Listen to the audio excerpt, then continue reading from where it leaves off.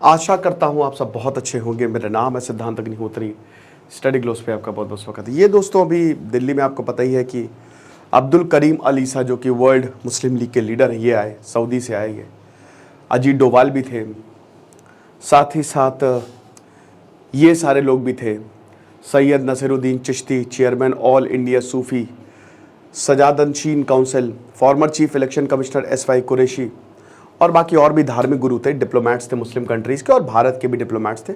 अजीत डोवाल जो कि one of the best diplomat and one of the best leaders हैं, वो भी थे। ओके, क्या बात कही और क्या इसका कुछ रेलेवेंस है, इसकी भी हम बात करेंगे। डार्क 40 कूपन कोड यूज़ करिए दोस्तों, आज रात 12 बजे सेल खत्म हो जाएगी, ठीक है। तो आप फिर ये कोर्स थोड़ा महंगा हो जाएगा, 1000 रुपये तक का हो जाएगा, अभी ये 600 का मिल रहा है। और 20 जुलाई से अब भाई नर्सों से क्लासेस शुरू होने वाली हैं। पहली क्लास होगी मैनिपुलेशन पे, 20 घंटे से ऊपर के सेशंस होंगे, 2.5 घंटे का एक सेशन होगा दोस्तों, मज़ा आ जाएगी क्योंकि आप मैनिपुलेट होने से बचेंगे।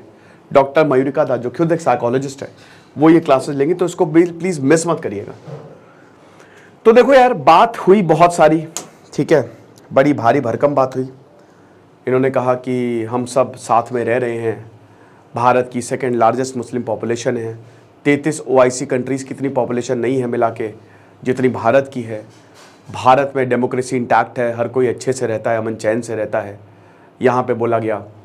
और मतलब एक तरीके से कि इस्लाम में भी ये है कि साथ में ही रहो, अमल करो, एक दूसरे का हाथ बटाओ। फिर ये भी बोला कि जो मुस्लिम राइट्स हैं वो भी यहाँ पे प्रोटेक्टेड हैं, और एक तरीके से फूल बरसाए, ठीक है।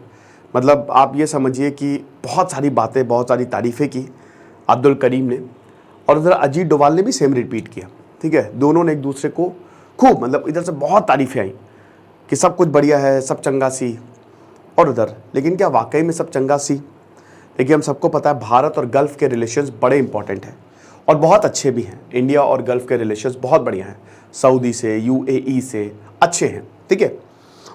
लेकिन कई बार ऐसा होता है कि जो इंडियन मुस्लिम्स हैं वो ये कहते हैं कि भाई देखो, कोई बाहर का हमको लेक्चर ना दे, ठीक है। सऊदी अब ये बाहर के आके हमको लेक्चर कर, हमको बता रहे कैसे रहना है, क्या है, क्योंकि हकीकत हमको पता है, ग्राउंड रियलिटी क्या है। ओके, अब जैसे भाई देखो, मुस्लिम्स के अंदर भी बहुत सारे ऐसे मुद्दे हैं जिनको टच करना बाकी है। टाइम्स ऑफ इंडिया का एडिटोरियल है दोस्तों, वहाँ से मैंने ये सोर्स लिया, अच्छा लगा मुझे। बहुत सारे मुद्दे हैं जिसको एड्रेस करना बाकी है। अभी आज के समय हिंदू मुस्लिम के देखिए बीच के खाई बढ़ती जा रही है, तो सबसे पहले तो इसको कम करना है। बातें तो ठीक है, ये बात तो उन्होंने सही बोली, लेकिन एक चीज़ ये होती है ना कि भाई हमको काम चाहिए, और बाहर का एक इंसान ऐसा बोल के जा रहा है, एक धर्मगुरु है लेकिन बाहर का, तो बेस्ट ये है कि ग्राउंड पे काम हो। तो उसमें सबसे पहले तो जो मुस्लिम्स के अंदर भी इनइक्वालिटीज़ है, मैंने अभी एक लेक्चर बनाया था, ठीक है, अशरफ्स अजलफ्स का, कि मुस्लिम्स के अंदर भी बहुत सारी इक्वालिटीज़ हैं, उसको भी ख़त्म करना है। Second point, Muslims main stream में आए, पढ़ाएं लिखाएं, ठीक है, उनको भी। थर्ड पॉइंट, कट्टरता, उसको भी कम करनी है, ये भी बहुत ज़्यादा ज़रूरी है। फोर्थ पॉइंट, यहाँ पे जो लव जिहाद या औरंगजेब की औलाद, इस तरीके की जो बातें की जाती हैं या अभी ज़्यादा हो रही हैं, इसको भी कम करना है। पांचवा पॉइंट, दोनों को साथ में लेके आना है, भाईचारा, क्योंकि भारत जो है वो ऐसा ही रहा है। भारत ने सारे धर्मों को वेलकम किया है और सब यहाँ पे बहुत प्यार से रहते हैं। मुझे याद है, मैं हमेशा ये कोट करता हूँ कि जैसे अब जब मैं कॉलेज में था तो वहाँ पे मेरे बहुत सारे मुस्लिम्स भी दोस्त थे। होली होती थी, होली खेलते थे, एक दूसरे को रंग लगाते थे। ईद होती थी तो भाई सेवैयाँ खा लेते थे, बढ़िया, अच्छा लगता था, मज़ा आती थी, एक दूसरे के साथ में रहते थे, अच्छा लगता था, पढ़ते थे, शेयर करते थे बहुत सारी चीज़ें, मस्त। मेरे यहाँ जो AC लगाने आया था, मैंने कहा सर आज जल्दी छुट्टी चाहिए। मैंने कहा क्यों भाई, AC काम पूरा करके, सर आज तो होलिका है, तो सर हम तो वहाँ पे आज बिजी रहेंगे। तो ये सारी चीज़ें भाई, तो ये जो मुद्दे हैं, ठीक है, याद रखिएगा कि जितनी भी पॉलिटिकल पार्टीज हैं वो तो चाहते ही हैं वोट बैंक। देखो, British divide and rule policy खेलता था, वो सही रहता है क्योंकि वोट उससे ज़्यादा मिलते हैं। हालांकि ये बहुत अच्छा तरीका है, जैसे अजीत डोवाल या सबके सब यही चाहते हैं कि भाई जितना हो सके बेटर हो, ठीक है, खाई बढ़े ना, ये कमी हो, सब अच्छे से रहें, प्यार से रहें। लेकिन बात है कि ग्राउंड रियलिटी में कितना काम हो रहा है। क्या बोलने से सिर्फ काम चल जाएगा? ये चीज़ है। कई जगह हमको देखने को मिलता है।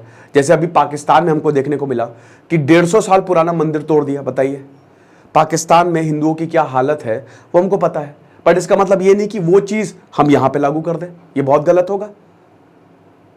क्योंकि आप ये समझिए कि अगर एक इंसान बुरा है तो क्या आप सबको बुरा कह देंगे? नहीं। हमने ऐसे ही उत्तराखंड में भी देखा कि अभी जैसे अल्टीमेटम दे दिया था, या और भी जगह देखा। तो बात इतनी सी है कि जितना हो सके हमको भाईचारा फैलाना पड़ेगा, ग्राउंड पे काम करना पड़ेगा। ये जो मुद्दे मैंने बताए इसको टच करना पड़ेगा। बातें तो ठीक हैं, बड़ी बड़ी बातें तो हो रही हैं, लेकिन काम उस पर कितना हो रहा है? तो एक तरीके से जितने भी भारतीय मुस्लिम्स बहुत ज़्यादा बातें सुनना नहीं चाहते सऊदी की। आपको बता दूं कि सऊदी अरेबिया में तो पाकिस्तानियों को मुस्लिम्स भी नहीं जानो, कहते कि तुम तो रियल हो ही नहीं, तुम तो कन्वर्टेड हो या बेकार हो, ऐसे बोलता जाता है। पाकिस्तान में अहमदिया मुस्लिम्स को परसिक्यूट किया जाता है, पता है कि नहीं? जो फादर ऑफ न्यूक्लियर प्रोग्राम थे, बताओ कमेंट बॉक्स में क्या नाम था उनका, ठीक है, उनको बाहर रहना पड़ा। वहाँ तो इंटेलेक्चुअल्स के साथ ऐसा बिहेव किया जाता है। भाई सीमा हैदर पाकिस्तान से भाग के भारत क्यों आ गई? बहुत बड़ा रीजन था कि वहां पे उनको हद से ज्यादा कट्टरता थी वहां पे भाई। अभी भी वो बोल रहे कि मार देंगे उनको आके, तो ये बहुत बड़ा रीजन था कि बस उस माहौल से बाहर निकलना था। और अभी भी आप मैक्सिमम लोगों से पूछे, बोलेंगे भाई हम तो भारत चले जाएंगे, कोई दिक्कत नहीं है अगर हमको वहां पे, वो खाली कैमरे पे है, ये है वो है, बट एक्चुअल में सबको पता है हर कोई बेटर जिंदगी चाहता है, क्यों नहीं? तो ये चीजें हैं, ठीक है। बाकी हम सबका भी ये कर्तव्य होना चाहिए कि किसी भी तरीके का उन्माद ना फैले, सब अच्छे से रहें, क्योंकि अल्टीमेटली सब इंसान हैं। मैं अभी जय कृष्णमूर्ति को पढ़ रहा था, उससे पहले अभी ओशो को पढ़ रहा था। ओशो की अभी नई किताब मैंने उठाई है, और अरे सदगुरु और एक और थे, नाम भूल गया उनका।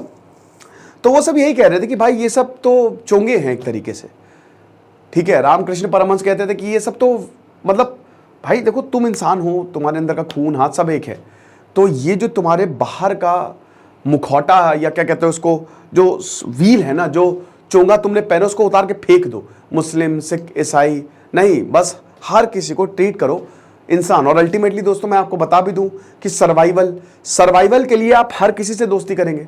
अब जैसे एक शहर है, वहां पे मुस्लिम भी होगा, हिंदू भी होगा, हर कोई होगा।